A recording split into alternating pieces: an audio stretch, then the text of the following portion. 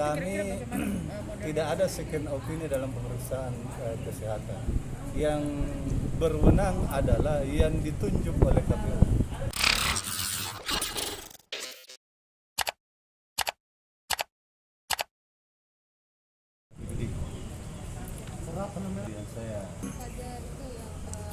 Saya Kesehatan itu gimana? banyak yang melanggar Pak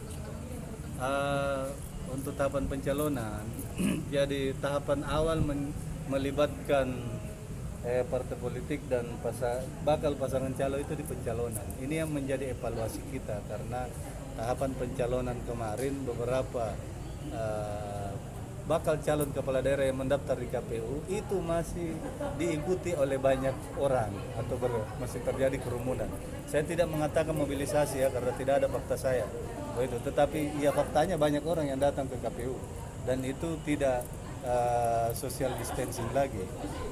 Secara protokol kesehatan itu tidak dibenarkan, tetapi ya situasi itu terjadi kemarin dan itu sudah menjadi bahan evaluasi kami. Sesungguhnya pada konteks yang diatur dalam peraturan KPU sudah memenuhi protokol kesehatan di dalam ruangan pendaftaran, tetapi di luar wilayah KPU itu yang kemudian masih ada kerumunan orang.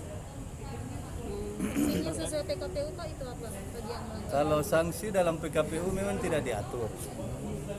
Karena jadi dalam peraturan KPU itu tidak boleh mengatur sanksi yang tidak diatur oleh undang-undang. Itu norma. Dalam undang-undang tidak diatur sanksi bagi yang melanggar protokol kesehatan. Maka tetapi itu norma iya karena sudah diatur dalam PKPU. Menjadi objek pengawasan Bawaslu iya. Jadi karena sudah diatur dalam PKPU.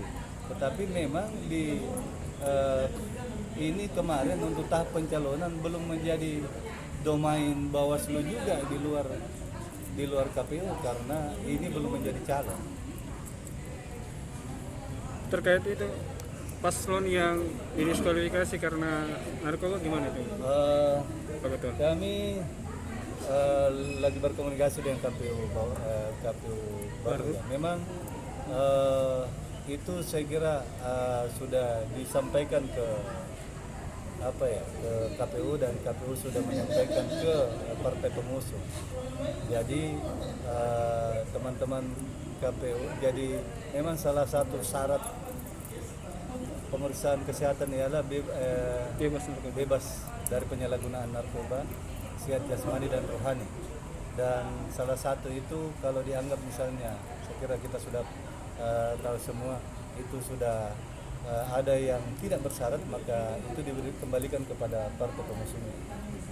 Iya. Paslon tersebut sudah menjalani tes mandiri dan dinyatakan itu negatif.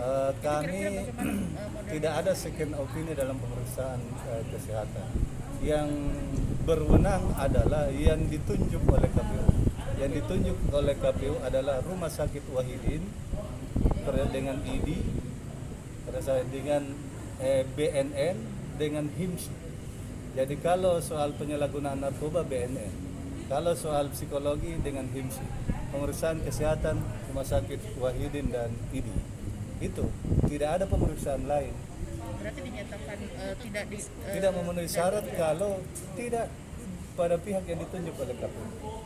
Jadi memang kami sekali periksa hasilnya itu dan saya kira itu sudah sah keluar dari pihak yang berkompeten atau lembaga yang berkompeten.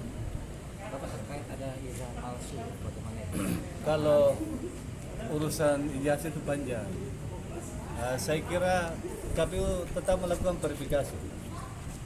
Dan kalau dari hasil verifikasi itu ada lembaga yang berwenang mengatakan ini sah atau tidak.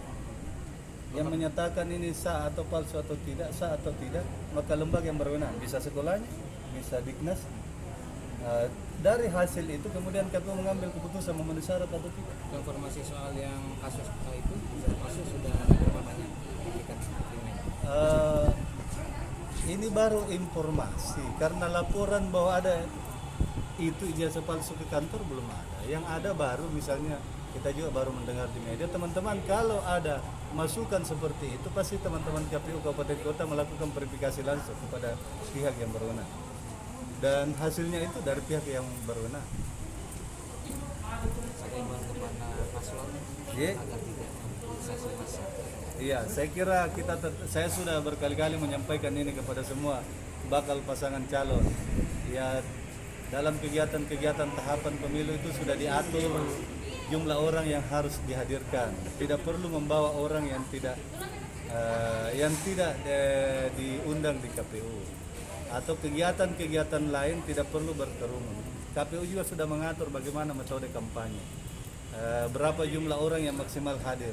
Kami harap semua bakal pasangan calon, dan kalau menjadi pasangan calon taat pada protokol kesehatan yang diatur dalam peraturan KPU nomor 6 dan nomor 10.